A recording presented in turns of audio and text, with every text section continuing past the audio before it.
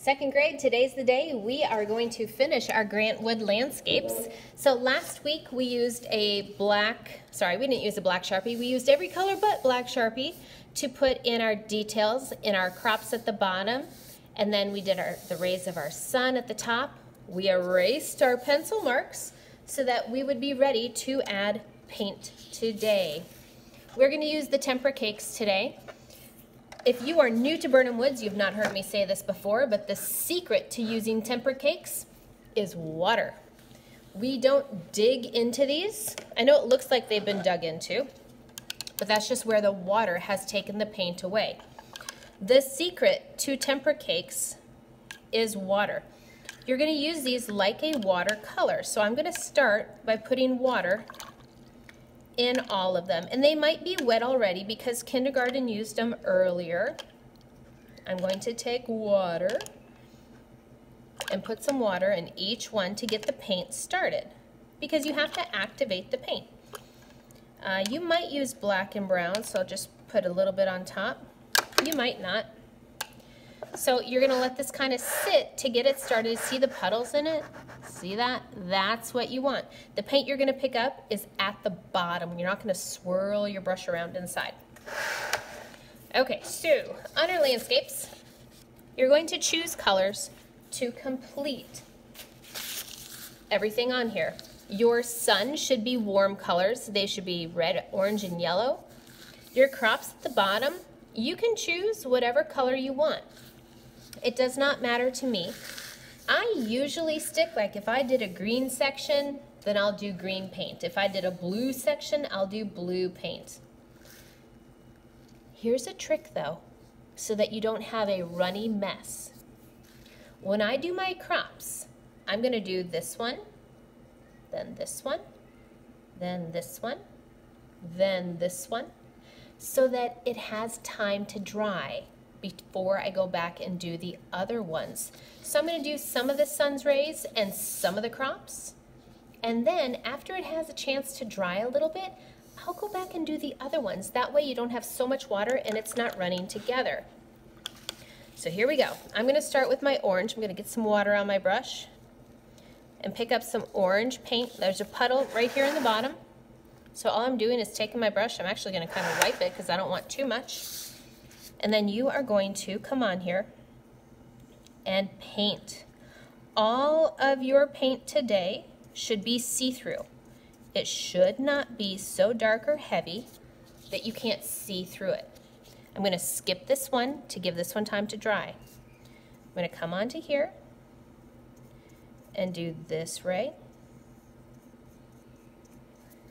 And then the next one, so you get the idea. This will dry pretty quickly. It does not take a long time to dry, which is real nice because it'll give it that chance to dry. Notice that I'm going in the direction of my ray, so my brush strokes are in that direction too. Grant Wood used pattern and repetition. So when you do this today, you might want to do a repetition of colors. So I'm doing a repetition right now using orange. I'm not going to go over my barn because I'm going to paint my barn later. So I'm going to go around my barn, but I'm going to give it time to dry before I do so it doesn't run everywhere. All right, let's see how careful I can be here. That's pretty good. All right, and then this one.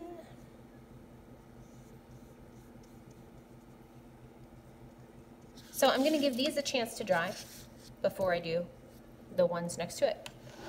I'm going to come onto here, and I'm going to choose my colors at the bottom.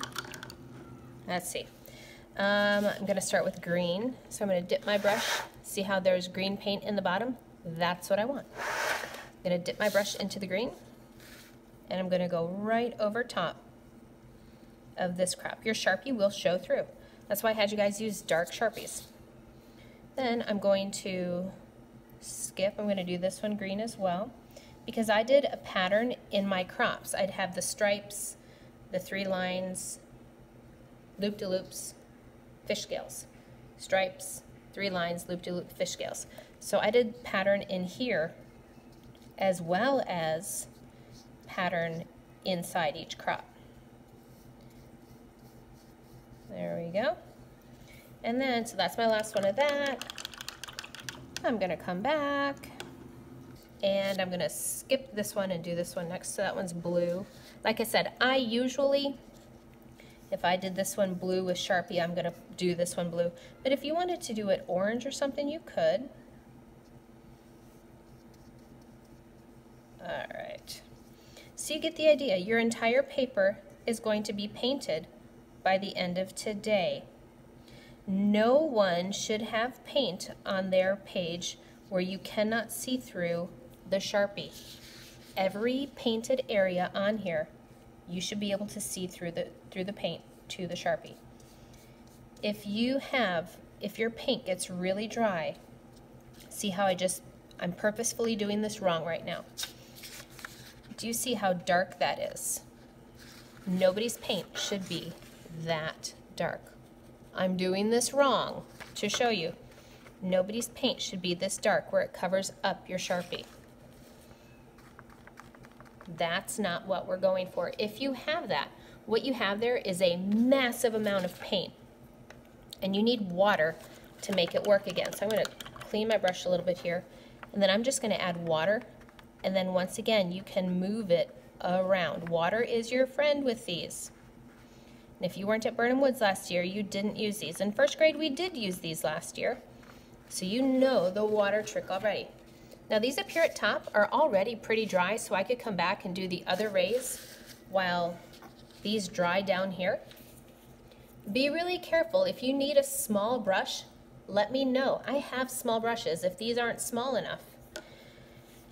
Please be careful. Do a nice, neat job so that I have something awesome to show off of my awesome students.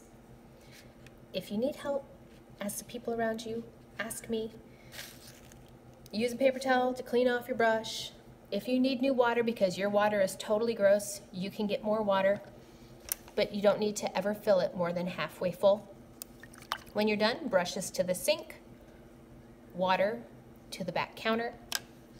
It's gonna be great. Here we go.